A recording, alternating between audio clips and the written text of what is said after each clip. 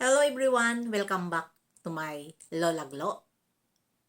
Sana ay nasa mabuti tayong kalagayan at ligtas sa anuman masamang kapahamakan. At bago ang lahat, ipapakita ko muna sa inyo at re-reaksyonan ko itong nag-comment dito kay Baby Carla. Nandyan naman sa ating screen si Baby Carla at ang nag-comment. Dahil ipapakita ko lang sa kanya si Baby Carla dahil ito dito ay itong si Mixing Tan ay binastos dito ang pagkatao ng ating Baby Carla. Kaya ito ngayon ang ating tatalakayin at bigyan nyo rin sa mga opinion nyo dito sa kay Mixing Tan na sobrang matanda na nakabastos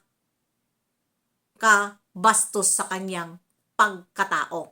Ang sabi niya dito, akala ko naman maganda ito na comment niya, pero sa karon hindi. Maliit lang naman itong comment niya, pero parang umano ang dugo ko dito, tumaas ang dugo ko dito sa hindi ko nagustuhan. Dahil ito ang sabi niya ni Mixing Tan. Mag-agom naman talaga yan. Matagal na kaya wag na piling virgin. Lusyang at laspag na yan. Ayan, ang sinasabi ko dito, di ba? Sige nga sa inyo, sa inyong pandinig. Ito ba'y kanyang comment ay maganda ba ito? Pakinggan sa isang matanda?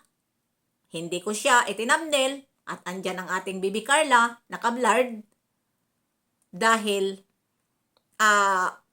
inaabangan ko siya kung ano pa ang kanyang i-comment sa bawat upload ko. Kasi hindi ko ito palalampasin na Mixing Tan dahil okay ka lang ba dito sa sinabi mo?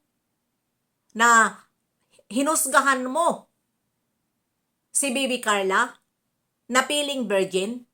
Ano ang akala mo? At laspag na ang katawan? Yan ba na katawan ni Baby Carla? Kung isipin mo, tumingin ka nga kung nasa katawan ba ni Baby Carla ang pagkalaspag? Porkit ba dumidikit siya kay Jomar, ganun na lang ang inyong tingin dito sa kay Carla? Diba? Kung halimbawa man dumikit si Carla dito sa kanyang agong, sa dito kay Jomar, wala na po dapat tayo ipangamba. Dahil sila po, nakapublic na ang kanilang relasyon. Hindi lang po sila love team at sila po ay may relasyon na. Hagits mo? At wag mong sabihin na dito si Baby Carla ay laspag at piling virgin. Virgin naman talaga. Sa mga boobs lang niya, tingnan nyo. Ha? Kahit nga sila mag-agom, kahit nga sila ay public ng kanilang relasyon, tingnan natin. Medyo umiilang pa dito si Carla kay Jomar. Hindi nyo ba napapansin ang reaksyon ni Carla kapag nakaharap sa kamera? Ingat na ingat. Pero, ang pag-iingat niya, nakikita natin na talaga siya ay wala pang karanasan. Dahil, dyan sa kanyang kilos. Tapos ikaw sasabihin mo dito, Mixing Tan? Ha? Ang kapal ng mukha mo, nakakapang-init ka. Mag-agom naman talaga yan. Matagal na kaya wag na piling virgin, lusyang at laspag. Aba, grabe ka, matindi itong comment mo. Matindi ang comment mo. Kaya, ito, pinatulan kita. Para makaranas ka din ng hiya dyan sa comment mo. Palibhasa siguro, gawain mo. Lumaspag siguro, kaya alam mo ang laspag. Siguro ko, bata ka pa, lumaspag na ang katawan mo. Diba? At bakit mo yan ay binabalik kay Baby Carla? O nakakapaghalata lang kung sino kayo na nagagalit kay Carla. At dahil alam mo naman sa totoo lang mga Lola Glo, itong mga basher ni Bibi Carla at ni Jomar, alam na po kung saan po ito nanggagaling. Dahil isa lang naman, ilan lang naman dyan na nagsialisan sa kanila, na nagsuporta sa kanila noon, na nagalit. 'Di ba? Kaya ayan, kung ano-ano na lang ang kanilang nasasabi. Hindi ito nawawala na basher nila ni Jomar at saka ni Carla na below the belt sila mag-comment. Lalong-lalo na kay Jomar sa mga comment nila. 'Di ba? Pinanghuhusgahan nila na walang pera, umaasa sa sponsor. Anong pakialam nyo kung umasa sa sponsor, minahal sila. At totoo, ang mga sponsor, hindi sila iniwan, sinuportahan sila. At ano ba ang inyong problema dito sa dalawa? Sige nga, huwag niyong kainggitan. Dahil sila po, swerte nila yun. Hindi tayo dapat makainggit. Dahil sila, mga bata pa sila, na mayroon na silang future. Mayroon na. Kasi bakit ko nasasabi? Si Bibi Carla may negosyo. Si Jomar may negosyo. 'Di ba? Kaya kung ito ay magkatuluyan, alam na nila ang isa't isa.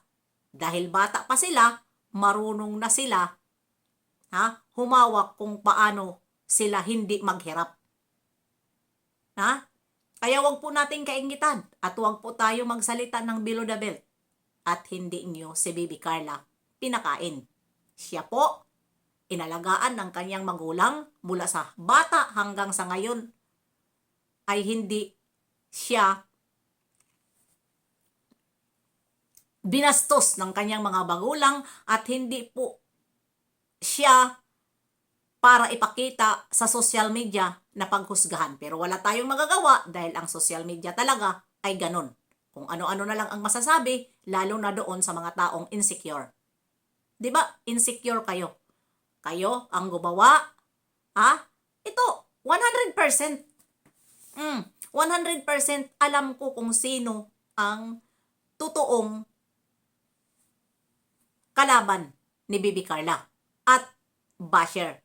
Nandyan lang yan sa tabi-tabi ng mga basher na yan. Dahil nga, hindi nila natanggap ang nangyari na hindi sila pinansin dito sa dalawa, pero kayo naman ang may kasalanan. Huwag niyong sisihin. Kung masama pa ang kalooban niyo ngayon, huwag niyong sisihin sa dalawa dahil kayo ang nagkamali. Dahil ang supporters ng dalawa, sinuportahan kayo. Pero ano ang ginawa ninyo? Ang gusto niyo, panghawakan niyo yung dalawa dahil ipinapamukha nyo na hindi sila magkakaroon ng sponsor, hindi sila makikita sa social media, hindi sila sisikat kung hindi kayo. Ganon ang inyong mga paratang noon dahil binabypass nyo si Kalinga Prab at tinatanggalan nyo ng karapatan na samantala itong lahat na mga angel ay hindi naman natin ito makikilala kung hindi galing kay Kalinga Prab. 'Di ba? Kayo ang nakinabang. Dito sa beneficiary ni Kalinga Prab. Kaya, nakakuha kayo ng sponsor dahil minahal nila ang beneficiary ni Kalinga Prab. At isa pa, lumaki ang inyong mga channel. Kaya, wag po natin isisi. Wag tayo po magmalaki. Lahat po, na mga nagre-react dito sa Kalingap. Lalong-lalo na dyan sa mga love team na lumaki ang inyong mga channel dahil gamit na gamit nyo ang beneficiary, pati ang love team. Nagkunyari kayo na mga sponsor kayo pero mga kolektor naman. Ang akala ng mga viewer na kayo na talaga ang may pera. Pero hindi alam ng karamihan, kaya kayo sinuportahan pero hindi alam ng karamihan na hindi sa inyo pera. Wala kayong ambag, kundi nangungulik lang kayo. Kaya kayo ang sinuportahan ng mga viewer. At minahal nila si Carla. Dahil ang akala siguro nila, kung ano ang pinapakita mo kabutihan na paoro I love you ka, I love you both, o ano pa man dyan na mga sinasabi nyo, ang alam naman ng mga viewer na tunay ang inyong pagmamalasakit dito kay Bibi Carla. Kaya, sinuportahan kayo. At lumaki ang channel nyo. Ang lumaki ang channel nyo, anong nangyari sa Earth? Bakit kinalaban nyo? At kung ano-ano na lang ang inyong nasasabi. Dahil bakit? Hindi nyo tanggap. Ano? Dahil tayo ay kapag malaki na ang channel natin at marami na tayong na dyan na mga blessing na hindi naman galing sa pagod natin kundi galing doon sa sinuportahan natin na sinasabi nyo na kayo ang nagpasikat pero ang totoo, kayo ang yumaman. Kung yumaman ang dalawa, yumaman din kayo. Dahil bukod pa sa inyo, nakikita sa inyong YouTube, bukod pa sa sponsor na mayroong kayo, buhay-buhay. Sa totoo lang. Ha? Mag-ano lang tayo dito sa mga katotohanan lang tayo dito. Kaya wag kayong, dahil puro pareho tayo vlogger. Alam natin. Lalong-lalo na dito sa kumakapit sa kalingap na naggagaling-galingan. Kaya hanggang dito na lang. See you next live and upload. God bless sa ating lahat. Mabuhay ang kalingap. Kaya ayan, Bibi Carla, ay easy ka lang. Kaya mo yan.